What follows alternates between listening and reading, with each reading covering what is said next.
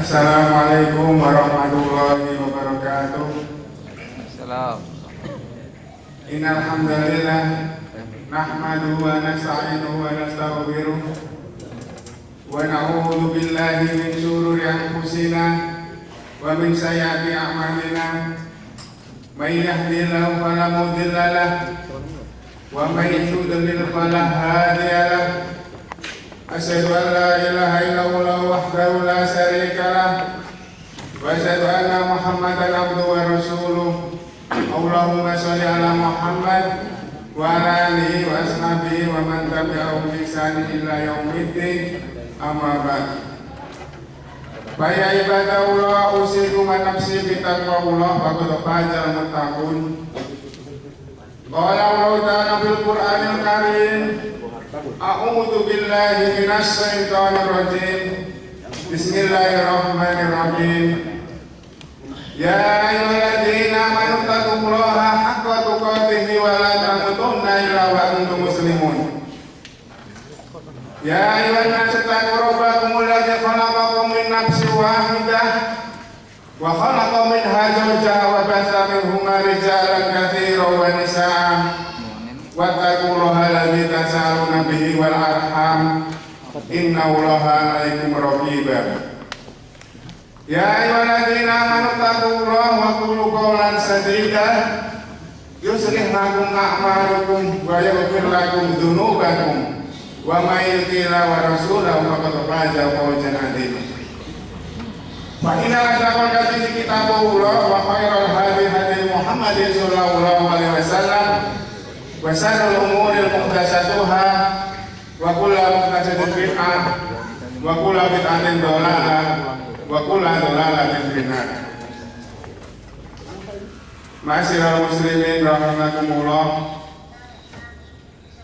Yang terhormat Ustaz Manatan Asy'ari MC, biarpun beliau belum datang, mudah-mudahan beliau sekeluarga selalu diberi kesehatan, diberi istiqomahan dalam membimbing kita ini. Para pengurus Majelis Ta'lim Al-Quran, baik putra maupun putri yang saya hormati, teman-teman kami semua yang hadir di Majelis Ta'lim ini yang dimuliakan oleh Allah Subhanahu wa Ta'ala. Sebelum saya mengutarakan apa yang terdapat dalam isi hati saya, marilah pertama-tama kami panjatkan puja dan puji syukur kita terhadap Allah Subhanahu wa Ta'ala yang telah memberikan rahmat, taufik, hidayah, inayah kepada kita semua, khususnya berupa kenikmatan-kenikmatan, yaitu kenikmatan iman, kenikmatan Islam, kenikmatan kesehatan, dan kenikmatan kesempatan. Keempat-empat kenikmatan itu tidak bisa dipisah-pisahkan. Nikmat iman pasti dia tidak Islam. Tapi kalau nikmat Islam, dia belum tentu iman. Karena Islam mungkin simbol di KTP aja. Karena banyak sekali di mana-mana, bukan di kampung aja, mungkin di kota di mana, mungkin banyak sekali. Kalau KTP dia Islam, tapi dia nggak punya iman. Karena apa? Cuma Islam-Islaman. Dia nggak mau menjalankan perintah-perintah Allah, nggak mau menjauhi larangan-larangan Allah. Sebaliknya kenikmatan kesempatan dan kenikmatan kesehatan juga tidak bisa dipisah-pisahkan. Kadang-kadang orang sehat tapi kesempatan nggak ada. Kadang-kadang ada kesempatan kesehatannya terganggu. Maka dari itu mudah-mudahan teman-teman kita yang hadir di Majelis Ta'lim ini bisa memfokuskan nikmat yang empat itu, supaya kita termasuk Islam yang sempurna. Karena kebanyakan nikmat sehat dan kesempatan itu diabaikan oleh manusia, dilupakan. Karena itu tidak mungkin kembali lagi. Nabi kita Muhammad SAW bersabda, nikmatan maghbunun bihi makatsirun minan nas as-sihhatu wal faragh. Ada dua kenikmatan yang selalu diabaikan manusia, yaitu nikmat sehat dan nikmat kesempatan. Ma'asyiral muslimin rahimakumullah, mudah-mudahan teman-teman kita yang hadir di majelis taklim ini bisa mensyukuri nikmat-nikmat yang telah diberikan oleh Allah Subhanahu wa Ta'ala yang tiada tara, tiada bandingannya. Kita lihat dalam surat Al-Ibrahim ayat 7. La in syakartum la azidannakum wa la in kafartum inna adzabi lasadid. Seandainya kita semua itu mau mensyukuri nikmat, Allah Subhanahu wa Ta'ala menambah nikmat-nikmat tadi. Tapi kalau kita itu mengingkari nikmat, Allah akan mengancam kita dengan azab yang paling pedih, ya, nanti pada yaumul kiamah. Mungkin di dunia, mungkin di yaumul kiamah. Dilanjutkan dengan surat Ibrahim juga ayat 34. Wa in ta'uddu nikmatallahi la tuhsuha. Kemarin pernah dilihat sama teman-teman, ya, itu ada surat An-Nahl juga ayat 18 sama dengan surat Ibrahim ayat 34. Wa in ta'uddu nikmatallahi la tuhsuha. Kalau kita menghitung nikmat-nikmat Allah, kita nggak bisa menghitungnya. Coba bayangkan kita diberi badan seperti ini, dari mulai ujung rambut sampai ujung kaki, ya. Coba kita dikasih penyakit sedikit aja, mata atau bagaimana, udah bingung. Maka dari itu aku selalu menekankan, nikmat sehat marilah kita syukuri dengan sebaik-baiknya. Kita gunakan untuk hal-hal yang memang diridhoi oleh Allah Subhanahu wa Ta'ala. Buat apa rumah kita nagrong-nagrong, ya? Istri kita banyak, tapi kita dikasih penyakit aja. Seandainya sehari sakit, sehari enggak, sehari ke dokter, sehari enggak. Kekayaan itu akan habis dengan sendiri, kan? Ya? Buat apa kita dikasih istri cantik dua seandainya, tapi kita lemah syahwat, nggak bisa apa-apa. Coba bayangkan aja, malah kita muter-muter gitu, ya, kasihan istri kita, ya kan? Dikasih kursi yang empuk, dikasih televisi yang lebar-lebar, tapi seandainya pantat kita bisulan aja nggak bisa juga dengan tenang, nggak enak, kan? Maka dari itu nikmat adalah nikmat yang paling utama, nikmat yang menunjang nikmat-nikmat yang lain itu bisa sempurna. Kita bisa sholat dengan sempurna karena sehat, kita bisa mendatangi masjid taklim dengan baik karena sehat juga. Ma'asyiral muslimin rahimakumullah, terima kasih kepada Ustadz Kahfi, karena saya ini udah ditunda berapa minggu, ya. Pak Rahmat minggu depan, Pak Rahmat minggu depan, tapi sabar ya. Inna Allah mas sabirin. Inna Allah mas sabirin, sabar aja karena kita teman banyak. Semua teman yang di sini kita sebagai pembantu seksi taklim, ya. Kita usahakan untuk bisa berpidato semua.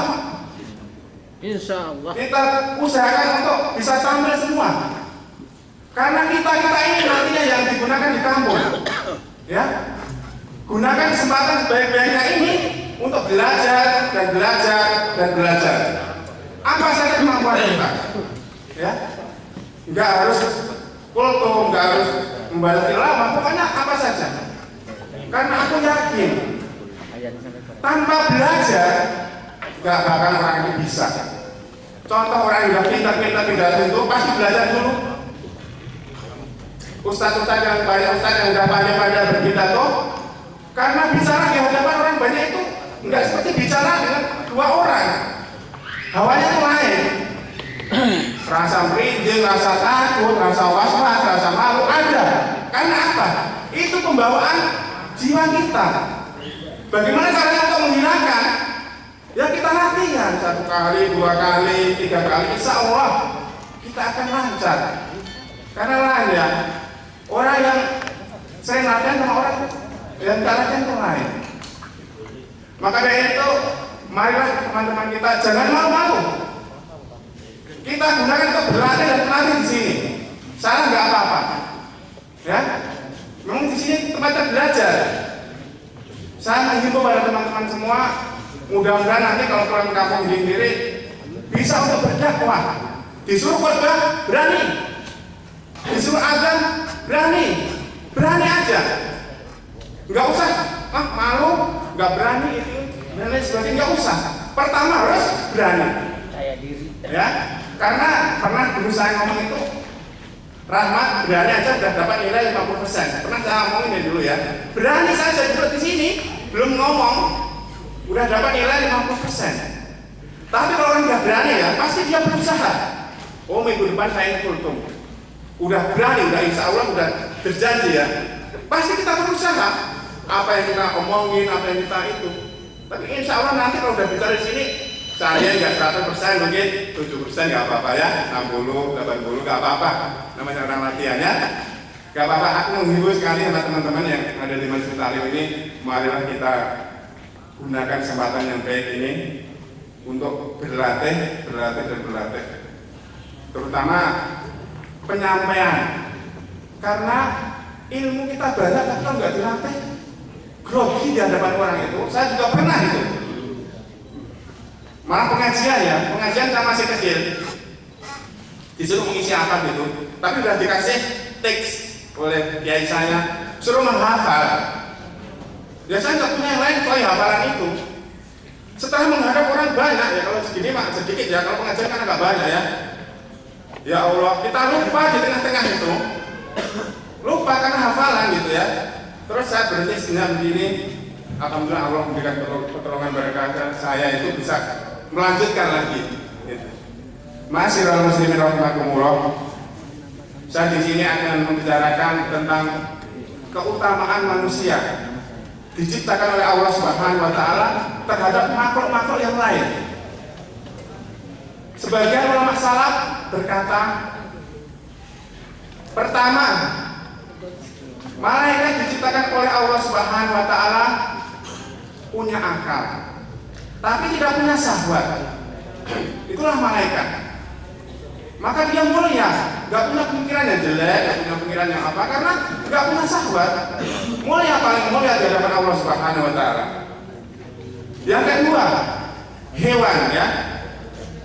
Diciptakan oleh Allah Subhanahu wa taala punya syahwat, tapi tidak punya akal. Maka dari itu hewan itu kadang-kadang malah digunakan untuk memuaskan hawa nafsu ya orang-orang. Yang ketiga, manusia diciptakan oleh Allah Subhanahu wa taala punya akal, punya syahwat. Alhamdulillah ya. Kita bisa menikmati makanan enak, bisa merasakan gimana surganya dunia. Istri kita yang cantik-cantik bisa menikmati ya kan? Itulah karena kita punya akal dan punya syahwat. Tapi seandainya akalnya itu mengalahkan syahwatnya, dia bergabung sama malaikat yang mulia. Akan tetapi kalau syahwatnya itu mengalahkan akalnya, dia akan bergabung dengan hewan-hewan yang tidak ada gunanya itu. Naudzubillahi min dzalik ya. Ma'asyiral muslimin rahimakumullah. Tapi banyak manusia atau kadang-kadang memang kalau kita diajak dalam hal kebaikan itu hawanya itu malas. Saya tuh berapa kali ngajak teman yang ngaji itu alatnya itu ada aja, hawanya itu malas. Nyuci host, beri sarapan majikan atau apa gitu ya. Kalau masalah itu semuanya bisa diatur. Tinggal innamal a'malu binniyat. Niat kita. Majikan kita itu sebenarnya kalau kita bicara baik-baik atau bagaimana gitu ya, insya Allah majikan itu mengizini. Karena ingat, kita melakukan suatu kebaikan yang lain itu akan menyusul. dengan sendirinya akan andri. Coba bayangkan kita bangun tidur aja udah punya niat mau pergi ke majelis taklim, kita sudah yang lain yang sudah mengikutinya. Kita mandi, setelah itu kita berpakaian, itu kan perbuatan benar semua. Jadi menyusul. Terus kita seandainya bawa mobil, kita ya hidupin mobil, nelpon teman, ayo kita bareng-bareng ya. Sampai di sini assalamualaikum, salaman sama teman-teman banyak. Terus ngaji bersama-sama sama Ustadz Supandi. Ya. Habis itu kita mulai acara pengajian seperti ini, coba bayangkan. Kalau kita pikir kebaikan yang kita raih satu pagi ini aja udah berapa? Mulai dari rumah sampai sekarang ini. Dan Allah menjanjikan barang siapa yang hadir di majelis taklim ini, kesalahan semuanya ampuni oleh Allah Subhanahu wa taala. Dan kejelekannya itu diganti dengan kebaikan. Masya Allah ya. Ini hikmah. Ma'asyiral muslimin rahimakumullah. Allah Subhanahu wa taala berfirman dalam surat At-Tin ya, ayat 4. Laqad khalaqnal insana fi ahsani taqwim. Allah menciptakan manusia dalam bentuk yang sempurnanya. Dikasih akal, dikasih badan yang seperti ini. Kadang-kadang orang dikasih ketampanan ya, kalau laki-laki. Kalau perempuan dikasih kecantikan, wajahnya cantik, bodinya bagus, tapi lihat karena dia tidak punya iman.